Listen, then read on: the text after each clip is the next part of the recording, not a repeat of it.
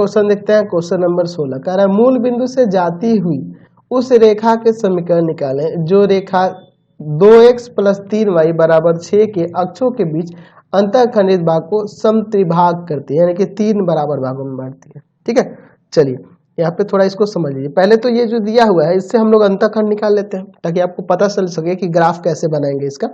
2x + 3y बराबर में दिया है आपके पास 6 ना जी। चलिए 6 को लाएंगे भाग में तो हो जाएगा 2x बट्टा में 6 और प्लस 3y बट्टा में 6 बराबर में 1। ये आपका कट जाना है ना 2 बार में, ये कट जाना है 3 बार में, तो यानी कि अंतःखंड 3 और 2 आ गया। तो आपको पता है कि अब कहाँ से ये रेखा जाएगी। तो चलिए फटाक से इसका ग्राफ बना देते हैं। चलिए ये हम लोग ग्राफ बना देते हैं।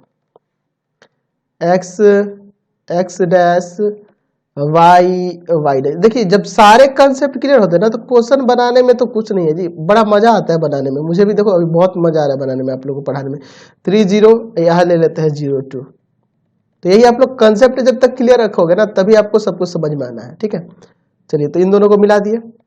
अब देखिए यहाँ पे एक नाम देते हैं ए इस बिंदु को और इस बिंदु को बी दे देते हैं। ठीक है, यहाँ मूल बिंदु है, इसका आपका निर्देशांक पता है 0 0। तो एक बिंदु दिया है। ठीक है, एक बिंदु दिया है और उस रेखा का समीकरण निकालना है जो इनको क्या करा समत्रिभाग करती है। ठीक है, तो पहले ही बात कि समत्रिभाग कर रही है यानी कि 3 बराबर भागों में बांटी है। ये 3 बराबर भागों में कब बटेगा? 2 बिंदुओं के द्वारा। इन 2 बिंदुओं के द्वारा, ये बिंदु को P मान लो, ये बिंदु को Q मान लो। इन दोनों बिंदुओं के कारण ही ये आपको 3 बराबर भागों में बटती हुई रेखाएं नजर आ रही है। यानी कि यहाँ पे आपको 2 समीकरण निकालना होगा। एक ये जो यहाँ से जा रहा है यानी कि एक OP का समीकरण निकालना होगा। ठीक है, OP का समीकरण निकालना होगा हमें, फिर हमें OQ का भी समीकरण निकालना होगा। OP और OQ दोनों का समीकरण निकालना होगा। अब आपके मन में सवाल उठेगा कि सर समीकरण इसका निकालने के लिए तो हमें तो सर दोनों का P और Q का निर्देशांक चाहिए। तो यहाँ से आप निर्देशांक निकाल लो ना। P और Q का निर्देशांक नहीं निकाल सकते? 10वां क्लास में ही पढ़े हो, 11th में भी पढ़ रहे हो कि ये 3 बराबर भागों में बटा है। तो P का जब निर्देशांक निकालेंगे तो यहाँ के लिए अनुपात 1:2 लेना होगा। ठीक है, और ये आपका x1 y1 होगा, ये आपका x2 y2 होगा।